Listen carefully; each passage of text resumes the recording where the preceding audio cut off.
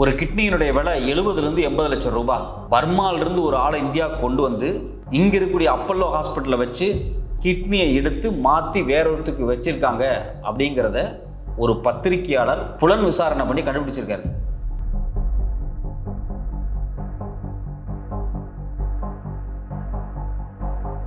மியான்மார்க்கில் இருக்கக்கூடிய அப்பல்லோ மருத்துவமனை இருக்கு இல்லையா, அந்த மருத்துவமனையினுடைய மிக முக்கியமான ஒரு ஊழியர், அவர் பேர் பொய்காந்த் ஹெய்ம். அவர் இந்த டெலகிராம் பத்திரிகையினுடைய பத்திரிகையாளர்கிட்ட சொன்ன விஷயம் என்ன அப்படின்னா, இந்த மருத்துவமனையில் நடக்கக்கூடிய கிட்னி அறுவை சிகிச்சை இருக்கு இல்லையா, அதில் 80% இப்படி தான் நடக்குது அப்படின்னு இருக்கார்.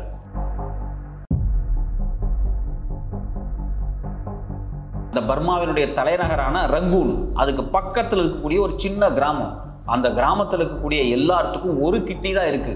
இதுக்கு பின்னாடி இருக்கக்கூடிய சதி வலை என்ன அப்படின்னு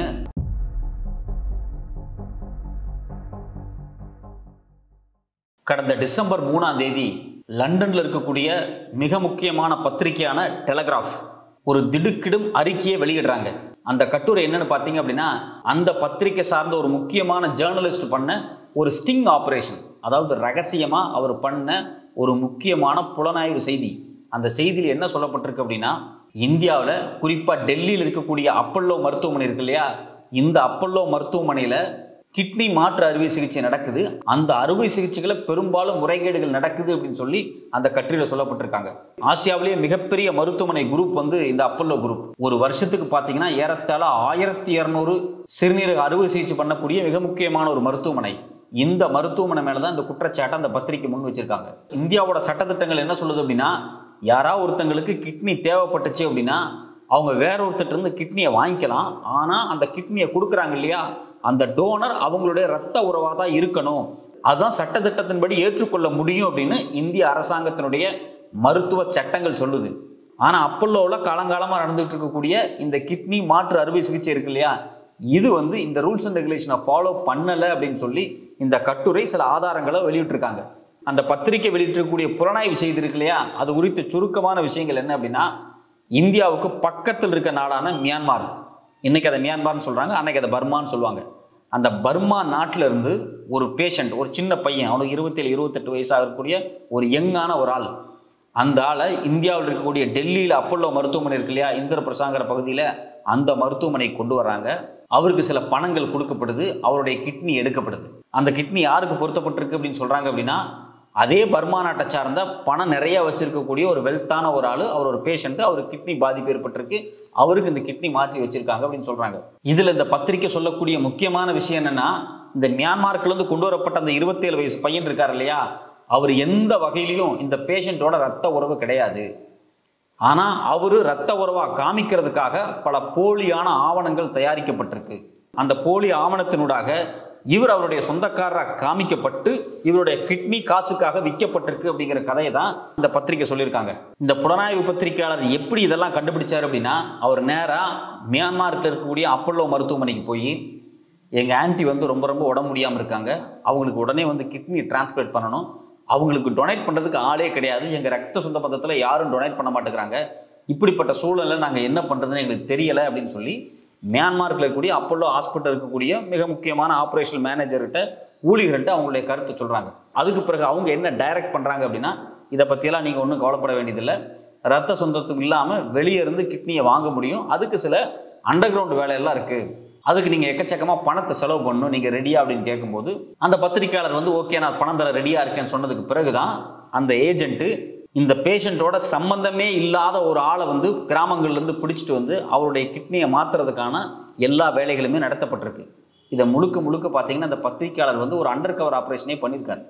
இந்த ஏஜெண்ட்டை மீட் பண்ணது, ஹாஸ்பிட்டலில் மீட் பண்ணது, அதுக்கு பிறகு அந்த கிட்னியை கொடுக்குறாங்க பார்த்தீங்களா அவங்கள மீட் பண்ணது, இந்த ஆப்ரேஷன் பண்ணுறதுக்கான டாக்டரு, இவங்களை எல்லாத்தையும் அண்டர் கவர் ஆப்ரேஷன் பண்ணி பல டாக்குமெண்ட் தகவல்கள் எல்லாத்தையும் எடுத்து இந்த பத்திரிகையாளர் இந்த கட்டுரையை வெளியிட்டிருக்காரு. இந்த புலனாய்வு செய்தி குறித்து அந்த பத்திரிகையாளரே என்ன வெளியிடுறாரு அப்படின்னா, அப்பல்லோ மருத்துவமனை கொடுத்த அந்த காஸ்ட் லிஸ்ட்டை அவர் வெளியிடுறாரு.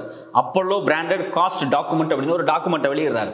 அதில் தெளிவாக என்ன சொல்லப்பட்டிருக்கு அப்படின்னா, ஒருத்தர் கிட்னி கொடுக்குறாரு அப்படின்னா அந்த ப்ராசஸ்க்காக கூடிய செலவை பற்றி முழுசாக சொல்கிறாங்க. அதில் முதல்ல பார்த்தீங்க அப்படின்னா ஃபேமிலி ட்ரீ வரைகிறதுக்காக ஒரு 33,000 ரூபா பில் அப்படிங்கிறாங்க. இந்த ஃபேமிலி ட்ரீ அப்படிங்கிறது என்ன அப்படின்னா, சம்பந்தமே இல்லாத ஒரு ஆள், அதாவது ரத்த சொந்தமே இல்லாத ஒரு ஆள் வந்து கிட்னியை வந்து தானமாக கொடுக்க முடியாது. அப்போ இவர் வந்து இவரோட ரத்த உறவு உள்ள ஆள் அப்படின்னு ஒரு சப்ஜெக்ட் ரெடி பண்ணணும் இல்லையா, அதாவது டாக்குமெண்ட். அந்த டாக்குமெண்ட்டுக்கான செலவு 33,000 அப்படின்னு சொல்லி பில் கோட் பண்ணப்பட்டிருக்கு. அடுத்தது பார்த்தீங்கன்னா ஃப்ளைட் சார்ஜ். அவர் மியான்மர்லேருந்து டெல்லி வந்து அந்த ஆப்ரேஷன் வரணும், அதுக்கு ஒரு 21,000 ரூபா ஒன் வே ஃப்ளைட் சார்ஜ். அடுத்தது பார்த்தீங்கன்னா வந்த உடனே வந்து பேஷண்ட்டை வச்சு கிட்னியை உருவி எடுத்துட முடியாது. இங்கே ஒரு போர்டு இருக்கும், அந்த போர்டில் உட்காந்து நான் இவருக்கு கிட்னி கொடுக்க விருப்பப்படுறேன், இவர் என் சொந்தக்காரர் தான் அப்படின்னு சொல்லி ஒரு சில ஃபார்மாலிட்டிஸ் இருக்குது. இந்த ஃபார்மாலிட்டிஸை நடத்தி முடிக்கணும். ஏன்னா அதில் வந்து கவர்மெண்ட் ஆட்கள் இருப்பாங்க, டாக்டர்ஸ் இருப்பாங்க. இந்த போர்டை சமாளித்து இந்த போர்டில் ரெஜிஸ்ட்ரேஷன் பண்ணி இந்த டாக்குமெண்ட் ஒர்க் இருக்குது பார்த்தீங்களா, இதுக்கு 16,700 ரூபா அப்படின்னு அப்பல்லோவினுடைய காஸ்ட், இந்த பிராண்டட் பட்டியல் இருக்குது பார்த்தீங்களா, அதை அவர் வெளியிட்டிருக்காரு. இது மட்டும் இல்லாமல் இன்னும் நிறைய சார்ஜஸ் எல்லாம் இருக்குது. பட் டோட்டலாக அவங்க என்ன சொல்கிறாங்க அப்படின்னா, இந்த கிட்னி மாற்று அறுவை சிகிச்சை இருக்குது பார்த்தீங்களா, இதுக்கு ஒட்டுமொத்தமாக 1,79,500 ரூபா வந்து செலவாகும் அப்படின்னு சொல்லியிருக்காங்க. இது இல்லாமல் கிட்னியை தானமாக கொடுத்தார் இல்லையா, அவருக்கு கொடுக்க வேண்டிய பணம், அந்த பணம் என்ன சொல்கிறாங்க அப்படின்னா 70,000 80 லட்சம் ரூபாய் வரைக்கும் வந்து அவருக்கு செட்டில் பண்ணணும் அப்படின்னு சொல்கிறாங்க. இந்த 70,000 80 லட்சம் முழுக்கவே இந்த டொனேட் பண்ணார் இல்லையா, அவருக்கு போய் சேருதா அப்படிங்கிறது ஒரு மிகப்பெரிய கேள்வி அப்படின்னு வந்து இந்த பத்திரிகையில் சொல்கிறாங்க. ஏன்னா இடையில இந்த ஏஜென்ட்டாக செயல்படுறாங்க இல்லையா, இந்த ஏஜென்ட் ஒரு பெரும்பகுதியை பணத்தை எடுத்துருவாங்க. இந்த டொனேட் பண்ணக்கூடிய அந்த ஏழ்மை நிலையில் இருக்கக்கூடிய அந்த மனிதர்கள் இருக்காங்க இல்லையா, ஏதோ ஒரு மலை கிராமத்தில் வறுமையின் காரணமாக தன்னுடைய கிட்னியை கொடுக்கணும்னு நினச்சிட்டு வர்றான் பார்த்தீங்களா, அந்த ஏழைக்கு போய் இந்த பணம் சேருதானா? அப்படியும் கிடையாது. இதில் ஒரு பெரும்பகுதி வந்து இந்த ஹாஸ்பிட்டலோட ஏஜென்ட்டாக இருக்கான் இல்லையா, அவனுக்கு போய் சேருதுன்னு தான் அந்த டெலிகிராஃப் பத்திரிகை எழுதியிருக்காங்க. இந்த ஒட்டுமொத்தமாக இந்த ஆப்ரேஷன்ஸ் எப்படி நடக்குது அப்படிங்கிறது குறித்தும் இந்த பத்திரிகை வந்து செய்தி வெளியிட்டிருக்காங்க. அதில் என்ன சொல்கிறாங்க அப்படின்னா, ஒன்ஸ் மியான்மரில் வந்து ஒரு கிராமத்தில் போய் ஒரு ஆளை பார்த்து நீ கிட்னி கொடுக்க விருப்பமா, உனக்கு எவ்வளோ பணம் தர்றேன் அப்படின்னு சொன்ன உடனே அவர் ஓகே, எனக்கு வறுமையாக இருக்குது, கையில் காசு இல்லை, கடனாக இருக்குது அப்படின்னு சொல்லி அவரோட கிட்னியை வந்து கொடுக்க முயற்சி பண்ணார் அப்படின்னா, உடனே அவரை பிடிச்சி யாருக்கு அவர் கிட்னி கொடுக்க போகிறாரோ இந்த 2 பேர்த்தையும் பார்த்தீங்க அப்படின்னா மியான்மர்லேருந்து டெல்லியில் இருக்கக்கூடிய அப்பல்லோ மருத்துவமனைக்கு கொண்டு வர்றாங்க. அப்படி கொண்டு வந்ததுக்கு பிறகு இங்கே இருக்கக்கூடிய டிரான்ஸ்பிளான்ட் ஆத்தரைசேஷன் கமிட்டின்னு ஒரு கமிட்டி இருக்குது. அந்த கமிட்டி முன்னாடி உட்கார வைக்கிறாங்க. அந்த கமிட்டியில் யாரெல்லாம் இருக்காங்கன்னு பார்த்தீங்கன்னா, ஒரு சென்ட்ரல் கவர்மெண்ட் ஆஃபீஸர், ஒரு state government officer, 2 IAS, 2 doctor. இந்த கமிட்டி முன்னாடி உட்கார வச்சு நீங்கள் யார், இவருக்கு கொடுக்க நீங்கள் விருப்பம் இல்லையா அப்படிங்கிறத மொத்தத்தையும் அவங்க விசாரிக்கிறாங்க. அதுக்கு வந்து கொடுக்க விருப்பம் அப்படின்னு சொல்லி அவர் ஒரு சில விஷயத்த சொல்கிறாரு. இவர் என் சொந்தக்காரர் தான் அப்படின்னு சொல்லப்பட்டதுக்கு பிறகு தான் அந்த ஆப்ரேஷன் நடத்தப்படுது. ஆனால் மியான்மர் அப்பல்லோவில் இருக்கக்கூடிய ஊழியர் இந்த பத்திரிகையில் என்ன சொல்லியிருக்காரு அப்படின்னா, இதெல்லாம் வந்து ஒரு ஐவாஸ் தான், இதெல்லாம் ஒரு பிரச்சனையே இல்லை, காசு கொடுத்தா எல்லாத்தையும் சரி பண்ணிக்கலாம், நீங்கள் போங்க அப்படின்னு சொல்லி தான் அவரை மியான்மர்லேருந்து இந்தியாவுக்கு அனுப்பி வைக்கிறாங்க. இது மட்டும் இல்லாமல் இந்த கமிட்டியில் கொடுக்கப்படக்கூடிய டாக்குமெண்ட் இருக்குது பார்த்தீங்களா, இவருடைய ரத்த உறவு அப்படிங்கிறதுக்கான டாக்குமெண்ட்டாக இருக்கட்டும், இவங்கெல்லாம் ஒரே ஃபேமிலியில் தான் இருக்காங்க அப்படிங்கிறதுக்கான ஃபோட்டோகிராஃப்ஸாக இருக்கட்டும், இவங்கெல்லாம் ஒரே வீட்டில் தான் தங்கியிருக்காங்க அப்படிங்கிறதுக்கான வீட்டு டாக்குமெண்ட்ஸ் எல்லாம் இருக்கட்டும், இப்படி பார்த்தா ஒட்டு மொத்தமாக இவங்க 2 பேர்த்துக்கு ஒரு ரத்த உறவு இருக்குது அப்படிங்கிறதுக்கான டாக்குமெண்ட்டை ஃபோர்ஜரியாக ரெடி பண்ணி அதை அந்த கமிட்டி முன்னாடி வந்து சப்மிட் பண்ணுறாங்க. அந்த சர்டிஃபிகேட்டின் அடிப்படையில் தான் பார்த்தீங்க அப்படின்னா இந்த டிரான்ஸ்பிளான்டேஷனுக்கு ஒப்புதல் தரப்படுது அப்படிங்கிறத இந்த பத்திரிகை வந்து வெளியே சொல்லியிருக்காங்க. இது ரொம்ப முக்கியமாக கவனிக்கத்தக்க வேண்டிய விஷயம் என்னன்னா, இந்த ஃபோட்டோகிராஃப்ஸ் எடுக்கிறது, டாக்குமெண்ட்ஸ் ரெடி பண்ணுறது எல்லாமே பார்த்தீங்கன்னா ரொம்ப லைவாக நடத்தப்பட்டிருக்கு. இவர் தான் கிட்னியை கொடுக்க போகிறாரு, இவர் தான் காசு கொடுக்க போகிறாரு அப்படின்னா இவங்களை கூப்பிட்டு ஒரு புத்த கோயில்களுக்கு போகிறது, இந்த ஏதாவது மாலில் போகிறது, இது மாதிரி அங்கங்கன்னு ஃபோட்டோ எடுக்கிறது, இதெல்லாம் பழைய ஃபோட்டோக்கள், நாங்கள் வந்து ரொம்ப நெருங்கிய உறவில் இருக்கும் அப்படின்னு சொல்லி ஒரு உறவை வந்து எஸ்டாப்ளிஷ் பண்ணுறதுக்காக ஒரு நாடகத்தன்மையை வந்து உருவாக்கியிருக்காங்க அப்படின்னு அந்த பத்திரிகையில் டீட்டெயிலாக சொல்கிறாங்க. இதில் அப்பல்லோ மருத்துவர்களுக்கு ஏதாவது தொடர்பு இருக்கா அப்படின்னு தான் ஒரு மிக முக்கியமான கேள்வி இருக்குது. இந்த கட்டுரையில் என்ன சொல்ல வர்றாங்க அப்படின்னா, அப்பல்லோ மருத்துவமனையினுடைய மிக முக்கியமான டாக்டர் சந்தீப் குலேரியா, இவர் பார்த்தீங்க அப்படின்னா இந்திய ஜனாதிபதியிட்டிருந்து பத்மஸ்ரீ விருது பெற்றவர். இந்த டாக்டருக்கு இந்த கிட்னி ஆப்ரேஷன்ஸில் தொடர்பு இருக்குது அப்படின்னு சொல்லி டெலிகிராஃப் பத்திரிகை வெளியிட்டிருக்காங்க. இது மட்டும் இல்லாமல் பார்த்தீங்கன்னா 2016 டெக்கான் ஹெரால்டு வந்து இந்த குறிப்பிட்ட டாக்டர் வந்து முறையில்லாமல் இந்த கிட்னி அறுவை சிகிச்சை நடக்குது பார்த்தீங்களா, இதனோட அவருக்கு தொடர்பு இருக்குது அப்படின்னு சொல்லி அப்போவே ஒரு கட்டுரை எழுதியிருந்தாங்க. அது அப்போவே ஒரு மிகப்பெரிய சர்ச்சையாக மாறிச்சு. 2016 தொடர்ந்து இந்த டாக்டர் மேலே இப்போ இந்த வருஷம் கடந்த டிசம்பர் 3 வந்து டெலிகிராஃப் பத்திரிகையும் இப்படி ஒரு விஷயத்தை வந்து சொல்லியிருக்காங்க. இதனுடைய அத்தன்டிகேட்டான விஷயம் என்னன்னா, 2016 இந்த டாக்டர் மேலே இப்படி ஒரு விஷயம் பேசப்பட்ட உடனே பார்த்தீங்கன்னா டெல்லியில் இருக்கக்கூடிய அப்பல்லோ மருத்துவமனை இருக்கு இல்லையா, அந்த இந்திர பிரசாத் அப்பல்லோ மருத்துவமனை, அதனுடைய 2 வந்து செக்ரட்டரியல் ஸ்டாஃப் வந்து கைது பண்ணப்பட்டாங்க. இந்த கிட்னி டிரான்ஸ்பிளான்டேஷன் நடக்கக்கூடிய ஊழல் இருக்குது பார்த்தீங்களா, அந்த முறைகேடுகள், இந்த முறைகேடுகளில் இவங்கெல்லாம் சம்மந்தப்பட்டிருக்காங்கன்னு சொல்லி 2016 2 பேர் கைது செய்யப்பட்டிருக்காங்க. அப்போ தான் பார்த்தீங்கன்னா அந்த டாக்டருடைய பேர் அடிபடுது. அதுக்கு பிறகு இப்போ அந்த டாக்டரோட பேர் அடிபட்டிருக்கு. சரி, இவ்வளோ பெரிய விஷயங்களை, இவ்வளோ பெரிய குற்றச்சாட்டை வந்து இந்த பத்திரிக்கை வந்து ஆதாரப்பூர்வமாக அவங்களுடைய பத்திரிகையிலே வெளியிட்டிருக்காங்க. இது குறித்து அப்பல்லோ மருத்துவமனை என்ன சொல்கிறாங்க அப்படின்னா, இது வந்து மிக மிக பொய்யான ஒரு விஷயம், இதுக்கு எங்களுக்கு சம்மந்தம் கிடையாது, இதை பார்க்கும்போது எங்களுக்கு ஷாக்காக இருக்குது, எங்களுடைய அப்பல்லோ மருத்துவமனை வந்து நாங்களே இன்டர்னலாக ஒரு இன்வெஸ்டிகேஷன் பண்ணுறோம் அப்படின்னு சொல்லி அப்பல்லோ மருத்துவமனை தரப்புலேருந்து சொல்லியிருக்காங்க. ஆனால் அப்பல்லோ மருத்துவமனை இந்த குற்றச்சாட்டை வந்து ஏற்றுக்கல. இந்த பத்திரிக்கை சப்மிட் பண்ண இந்த ஆதாரங்களோட உண்மைத்தன்மை குறித்தும் அப்பல்லோ மருத்துவமனை எதுவும் பேசலை. இந்த பத்திரிக்கை தரப்புலேருந்து என்ன சொல்லப்படுது அப்படின்னா 2022 தா சூசு அப்படிங்கிற ஒரு 58 வயசு லேடி, நான் வந்து அப்பல்லோ மருத்துவமனையில் வந்து என்னுடைய கிட்னியை டிரான்ஸ்பிளேட் பண்ணேன், எனக்கு கிட்னி கொடுத்தவர் யாருன்னே தெரியாது, ஆனால் நான் ஒரு 70 80 லட்சம் ரூபாய் இதுக்காக செலவு பண்ணேன் அப்படின்னு சொன்னதுக்கு பிறகு இந்த பத்திரிக்கை வந்து இந்த ஆப்ரேஷனை ஸ்டார்ட் பண்ணுறாங்க. அந்த லேடிகிட்ட கேட்குறாங்க, நீங்கள் எந்த ரூட்டில் போனீங்க, யாரை பிடிச்சிங்க, எப்படி கிட்னி கிடைச்சது உங்களுக்கு, எல்லாத்தையுமே விசாரித்து அந்த லேடி போன அதே ரூட்டை ஃபாலோ பண்ணி இந்த பத்திரிக்கையாளர் வந்து அந்த ஸ்ட்ராட்டஜியை ஃபாலோ பண்ணி போகிறார். அப்படி போகும்போது தான் பார்த்தீங்கன்னா அப்பல்லோ மியான்மார் மருத்துவமனையினுடைய மிக முக்கியமான ஊழியரான ஹெல்த் மிந்த் பாய் அப்படிங்கிற ஒருத்தருடைய ஒரு நட்பு கிடைக்குது. அவர் மூலியமாக தான் பார்த்தீங்க அப்படின்னா இந்த கிட்னி மாற்று அறுவை சிகிச்சை நடக்குது பார்த்தீங்களா, இது குறித்தான பல தகவல்களை அவர்கிட்ட இருந்தே வாங்குறாரு. இந்த பத்திரிகையாளருடைய ஒட்டுமொத்த இன்வெஸ்டிகேஷனுடைய கோர் என்ன அப்படின்னா, இந்த மியான்மார் இருக்கக்கூடிய அப்பல்லோ டாக்டரோட நெருக்கமாகிறாரு பார்த்தீங்களா, அந்த டாக்டர் சொன்ன பல தகவல்களில் ரொம்ப முக்கியமான தகவல் என்ன அப்படின்னா, இது மாதிரி அப்பல்லோ பண்ணக்கூடிய கிட்னி அறுவை சிகிச்சையில் ஏறத்தாழ 80% அதனுடைய டோனருக்கும் பேஷண்ட்டுக்கும் எந்த தொடர்புமே கிடையாது. ஸோ அப்போ இந்த டாக்குமெண்ட் எல்லாமே ஃபோர்ஜரியாக பண்ணப்படுது அப்படிங்கிற தகவலை தான் அவர் சொல்லியிருக்காரு. அது மட்டும் இல்லாமல் வெறும் 20% மட்டும்தான் ரத்த உறவுக்குள்ளே கிட்னி வந்து டிரான்ஸ்பிளேஷன் நடக்குது அப்படிங்கிறதையும் ஆதாரப்பூர்வமாக அவர் சொல்லியிருக்காரு. இது மாதிரி மியான்மார் நாட்டில் பார்த்தீங்க அப்படின்னா கிட்னியை வந்து முறை இல்லாமல் டிரான்ஸ்பிளேட் பண்ணுறது ரொம்ப ரொம்ப அதிகமாக நடந்திருக்கு அப்படிங்கிறாங்க. அதில் குறிப்பாக சொல்லப்போனால் மியான்மாருடைய தலைநகராக இருக்கக்கூடிய யங்கூன் இருக்கு இல்லையா, அந்த யங்கூனுக்கு பக்கத்தில் இருக்கக்கூடிய ஒரு கிராமம் கியான்ட்லான் லோன் அப்படிங்கிற கிராமத்தில் பெரும்பாலான மக்களுக்கு ஒரு கிட்னி தான் இருக்குது அப்படிங்கிறாங்க. ஏன்னா எல்லாரும் ஒரு கிட்னியை வித்துட்டாங்க அப்படிங்கிறாங்க. இதுக்கு என்ன அடிப்படையில் காரணம் அப்படின்னா வறுமை அப்படிங்கிறாங்க.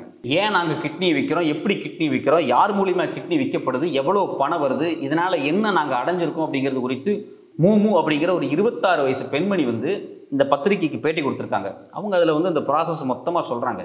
இது மட்டும் இல்லாமல் இதே பத்திரிகை இன்னொரு தகவல் என்ன சொல்கிறாங்க அப்படின்னா, வெளிநாடுகள் இருக்கக்கூடிய குறிப்பாக ஐரோப்பிய யூனியனாக இருக்கட்டும் இல்லை பிரிட்டிஷாக இருக்கட்டும், இவங்க இந்தியாவுக்கு வர்றாங்க, வந்துட்டு திருப்பி அவங்க பிரிட்டனுக்கு திரும்பி வரும்போது பார்த்தீங்க அப்படின்னா அவங்களுக்கு புது கிட்னி இருக்குது அப்படிங்கிறாங்க.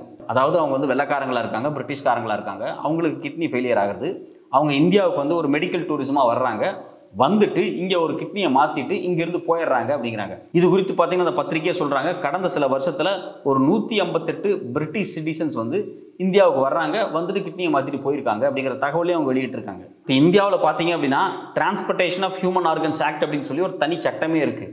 ஒரு மனித ஆர்கனை நீங்கள் வந்து மாற்று அறுவை சிகிச்சை பண்ணணும் அப்படின்னா என்னென்ன விதிமுறைகளை கட்டுப்படுத்தணும், எதெல்லாம் விதிகளுக்கு உட்பட்டது, எதெல்லாம் முறைகேடான விஷயம், சட்டத்துக்கு புறம்பான விஷயம் அப்படின்னு சொல்லி தெளிவாக ஒரு சட்டம் வந்து வரையறை செஞ்சுருக்கு. இந்த வரையறைக்கு உட்பட்டு தான் இந்த ஆப்ரேஷன்ஸ்கள் நடத்தப்படணும். இந்த வரையறையில் மிக மிக தெளிவாக என்ன சொல்லப்பட்டிருக்கு அப்படின்னா, ஒருத்தங்க ஏதாவது ஒரு ஆர்கனை டொனேட் பண்ணணும் அப்படின்னா அவங்க கண்டிப்பாக ரத்த உறவாக தான் இருக்கணும். ஒன்று அண்ணனாக இருக்கலாம், தம்பியாக இருக்கலாம், அப்பாவாக இருக்கலாம், அம்மாவாக இருக்கலாம், இல்லை பேரம்பேத்தியாக கூட இருக்கலாம், மனைவியாக இருக்கலாம், இப்படி ஏதோ ஒரு வகையில் ஃபேமிலி மெம்பர்ஸாக ரத்த உறவுக்கு உட்பட்டவங்களாக தான் இருக்கணும் அப்படின்னு சட்டம் தெளிவாக சொன்னதுக்கு பிறகும் இது மாதிரியான விஷயங்கள் இல்லீகலாக நடக்கிறது நமக்கு ஒரு பெரிய அதிர்ச்சியான விஷயமா இருக்குது. இது வந்து வெறும் மியான்மார்க்கில் மட்டும்தான் நடக்குதா அப்படின்னா கிடையாது.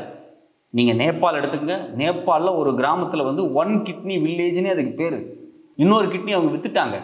இதே மாதிரி பாகிஸ்தானில் பஞ்சாப் பகுதியில் வந்து ஒரு கிராமத்தை சார்ந்தவங்க பெரும்பாலும் கிட்னியை வித்துக்கிட்டு இருக்காங்க அப்படிங்கிறது குறித்து ஸ்க்ரோல் பத்திரிக்கை ஒரு பெரிய டீட்டெயிலான கட்டுரை வெளியிட்டு இருந்தாங்க. இது மாதிரி உலகம் முழுக்க பார்த்தீங்க அப்படின்னா தனியார் மருத்துவம் வளருது பார்த்தீங்களா. இந்த வளர்ச்சியினுடைய ஒரு பெரிய போக்கு என்ன அப்படின்னா, ஐரோப்பா, அமெரிக்கா மாதிரியான பெரிய வளர்ந்த நாடுகள் இருக்காங்க இல்லையா, அங்கே இருக்கக்கூடிய மனிதர்களுக்கு தேவையான கிட்னியை இது மாதிரியான ஏழ்மையான வறுமைக்குட்பட்ட நாடுகள் இருந்து சட்டத்துக்கு புறம்பா விற்கிறதுக்கான ஒரு ரூட்டா செயல்படுது அப்படின்னு பல தகவல்கள் வந்து பத்திரிகையில் தொடர்ச்சியாக வந்து சொல்லப்படுது. நீங்கள் ஐரோப்பா, அமெரிக்கா மாதிரியான பெரிய வளர்ந்த நாடுகள், நிறைய பணம் வச்சிருக்கக்கூடிய நாடுகள், அங்கே இருக்கக்கூடிய பேஷண்ட்ஸ் இருக்காங்க இல்லையா, அவங்களுக்கு தேவையான கிட்னி ஒரு 50 வயசு 60 வயசு ஆட்கள் கூட, ஏன் 70 வயசு ஆட்கள் கூட வாழ்கிறதுக்காக ஆசைப்பட்டு ஏழ்மையான நாடுகள் இருக்கக்கூடிய இளம் வயதான ஆட்களுடைய கிட்னியை வந்து எடுத்துக்கிறாங்க. ஏன்னா தங்கிட்ட காசு இருக்குது அப்படிங்கிறதுக்காக, அவங்க வறுமையில் கஷ்டப்படுறாங்க அப்படிங்கிறதுக்காக முறையில்லாமல் அவங்களுடைய கிட்னி வந்து இவங்க எடுத்துக்கிறாங்க. இதுக்கு இந்த தனியார் மருத்துவர்களும் மருத்துவமனைகளும் பயங்கரமாக செயல்பட்டுக்கிட்டு இருக்கு அப்படிங்கிற கருத்தை வந்து சொல்கிறாங்க. இதில் ரொம்ப ரொம்ப ரொம்ப வேதனையான விஷயம் என்ன அப்படின்னா, ஒன்ஸ் ஒரு கிட்னி தானமாக கொடுக்கப்பட்டதுக்கு பிறகு அந்த கிட்னி கொடுத்த மனுஷன் இருக்கான் இல்லையா, டோனர், அவனுடைய நிலைமை தான் ரொம்ப ரொம்ப ரொம்ப பரிதாபத்திற்குரிய விஷயமா இருக்குது. ஏன்னா ஒரு 26 வயசு 27 வயசு ஆட்கள் வந்து கிட்னியை கொடுக்குறான் அப்படிங்கிறாங்க. இதில் ரொம்ப கவனிக்கப்பட வேண்டிய விஷயம்னா, 18 வயசை தாண்டின நிறைய பேர் கிட்னி கொடுத்துருக்காங்க அப்படிங்கிறாங்க. அப்போ ஒரு சின்ன வயசுல, இளம் வயசுல ஒரு கிட்னியை ஒருத்தன் தானமாக கொடுத்து அந்த பணத்தை வாங்கி தன்னுடைய வறுமையை போக்கக்கூடிய ஒரு சாதாரண மனிதன் இருக்கான் இல்லையா, அவனுடைய வாழ்க்கை அதுக்கு பிறகு வந்து ஒரு மிகப்பெரிய கேள்விக்குறியா அமைஞ்சிடும். அவனால் ஒரு நார்மலான மனுஷனா இருக்க முடியாது. உடல் அளவில் மிக மோசமான, மிக மிக பலவீனமான ஆளாக மாற்றப்பட்டிருக்கான் அப்படிங்கிறது ஆய்வுபூர்வமாகவே சொல்லப்பட்டிருக்கு. குறிப்பாக பார்த்தீங்கன்னா ஒரு 35-40 வயசை தாண்டும் போது அவங்களுடைய உடல் வந்து மிக மோசமான ஒரு பலவீனத்துக்கு உட்பட்டுருது. நிறைய பேர் வந்து அதுக்கு மேலே வாழ முடியாமல் செத்துற சூழல் கூட வந்திருக்கு. அப்போ வறுமையை அடிப்படையாக வச்சு நான் உங்களுக்கு பணம் தர்றேன் அப்படின்னு சொல்லி ஒரு மிகப்பெரிய ஆசையை காட்டி ஒரு மனிதனுடைய வாழ்க்கை இங்கே வந்து ஒரு கொஷின் மார்க்காக மாற்றப்பட்டிருக்கு. இதில் மிகப்பெரிய பிளேவை யார் ரோல் பண்ணுறாங்க பார்த்தீங்கன்னா, எந்த அளவுக்கு இந்த தனியார் மருத்துவமனைகள் இதில் ப்ளே பண்ணுதோ அதே அளவுக்கு அந்த மிடில் ஏஜென்ட்ஸ் இருக்காங்க பார்த்தீங்களா, அந்த ஏஜென்ட் ஒரு மிகப்பெரிய ரோலை ப்ளே பண்ணுறாங்க. நேபாள் மாதிரி, பர்மா மாதிரியான நாடுகளுக்கு போய் ஒரு மலை கிராமங்கள் இருக்கக்கூடிய சாதாரண மக்கள்கிட்ட உங்களுக்கு நாங்கள் இவ்வளோ பணம் தர்றோம், உங்கள் வாழ்க்கை முழுக்க நீங்கள் சந்தோஷமாக இருக்கலாம், நீங்கள் எந்த கஷ்டமும் பட தேவையில்லைன்னு சொல்லி அவங்கள வந்து பிரெயின் வாஷ் பண்ணி கிட்னி எடுத்தால் ஒன்றும் ஆகாது, ஒரு கிட்னியை வச்சு 80 வயசு 90 வயசு வரைக்கும் சந்தோஷமாக வாழலான்லாம் சொல்லி அந்த மக்களை ஒட்டுமொத்தமாக மூலச்செலவை செஞ்சு அவங்கள கொண்டு வந்து அவங்களுடைய கிட்னி இப்படி மாற்றுறது அப்படிங்கிறது ஒரு மிக மிக அயோக்கியத்தனமான விஷயம். இதில் ரொம்ப முக்கியமான இன்னொரு விஷயம் என்னென்னா, இந்த கிட்னியை கொடுத்தாங்க பார்த்தீங்களா இந்த டோனர்ஸ், அதில் நிறைய பெண்களும் இருக்காங்க. சின்ன வயசு பெண்கள், திருமணமாகாத பெண்கள், திருமணமாகாத ஆண்கள், இளம் வயசு பசங்க, இது மாதிரி நிறைய பேர் இந்த கிட்னியை கொடுத்துருக்காங்க. இது ஏதோ கிட்னியோட மட்டும் நிற்கலை. உலகம் முழுக்க பார்த்தீங்க அப்படின்னா இந்த ஆர்கன் டிரான்ஸ்போர்ட்டேஷன் பண்ணுறாங்க இல்லையா, ஆர்கன்ஸை வந்து மாற்று அறுவை சிகிச்சை, இது வந்து ஒரு மிகப்பெரிய மாஃபியாவாகவே செயல்படுது அப்படின்னு சொல்லி பல ஆய்வு கட்டுரைகள் சொல்கிறாங்க. அந்த கட்டுரைகள் ஒட்டுமொத்தமாக என்ன சொல்ல வர்றாங்க அப்படின்னா, ஐரோப்பா, அமெரிக்கா மாதிரியான பெரிய வளர்ச்சியடைந்த நாடுகளுக்கு தேவையான ஆர்கன்ஸை low and middle level income group உள்ள நாடுகள் இருக்கு இல்லையா, அந்த நாடுகளில் இருந்து இறக்குமதி செய்யப்படுது அப்படிங்கிற அதிர்ச்சிகரமான தகவலை சொல்கிறாங்க. இந்த வேலையை செய்கிறது அப்படிங்கிறது பார்த்தீங்க அப்படின்னா இந்த தனியார் மருத்துவத்துறையாக இருக்குது. அப்போ இதை பார்க்கும்போது நமக்கு என்ன தெரிய வருது அப்படின்னா, மருத்துவத்துறை தனியாரிடம் இருக்கிறது எவ்வளோ ஆபத்தானது அப்படிங்கிறத நம்ம புரிஞ்சுக்க முடியுது. தனியார் மருத்துவமனைகள் அவங்களுடைய பிஸ்னஸை டெவலப் பண்ணுறதுக்காக, அவங்கள சொத்தை பெருக்கிறதுக்காக, இது மாதிரியான ஆப்ரேஷன்ஸை பண்ணுறதுக்கு நிறைய ஏஜென்ட்ஸை வந்து உருவாக்கி வச்சுருக்காங்க. அந்த ஏஜென்ட்டு இது மாதிரியான ஏழை நாடுகளில் ஏழை மக்களை எப்படியாவது பிரெயின் வாஷ் பண்ணி அவங்களோட கிட்னியை டிரான்ஸ்பிளேட் பண்ணுற வேலையை வந்து செஞ்சிட்ருக்காங்க. காசு இருக்கிறவன் தனக்கு என்னென்னலாம் தேவைப்படுதோ எல்லா தேவைகளையும் காசு இல்லாதவங்கள்ட்ட சுரண்டி எடுக்கிறான். காலங்காலமாக ஒரு பக்கம் அவனுடைய உழைப்பை தொடர்ச்சியாக சுரண்டிக்கிட்டு இருந்தாலும் இப்போ பார்த்தீங்க அப்படின்னா அந்த உழைப்பாளிகளுடைய உடல் இருக்கக்கூடிய ஆர்கன்ஸையே சுரண்டி எடுக்கிற நிலைமைக்கு வந்துட்டாங்க. என்னைக்கு வந்து மருத்துவத்துறை வந்து தனியார் மயமாக்கப்படுதோ அன்னைக்கு லாபம் அப்படிங்கிற ஒரு விஷயம் வந்துடுது. லாபத்துக்காக ஆப்ரேஷன் பண்ணணும், லாபத்துக்காக மருந்து தயாரிக்கணும், லாபத்துக்காக ஒரு டாக்டர் வேலை செய்யணும் அப்படிங்கும்போது அந்த லாபத்தை மையமாக வச்சு மருத்துவமனைகள் அவங்களுடைய சொத்தை பெருக்கிறதுக்கான வேலையில் இருப்பாங்க. அப்போ லாபம், சொத்து அப்படின்னு மருத்துவத்துறையில் வரும்போது அடிப்படையான மனிதாபிமானமும் மனித உயிர்களும் மனித உடலுடைய ஆர்கன்ஸுமே வந்து ஒரு கேள்விக்குறியாக வந்து நிற்கிது.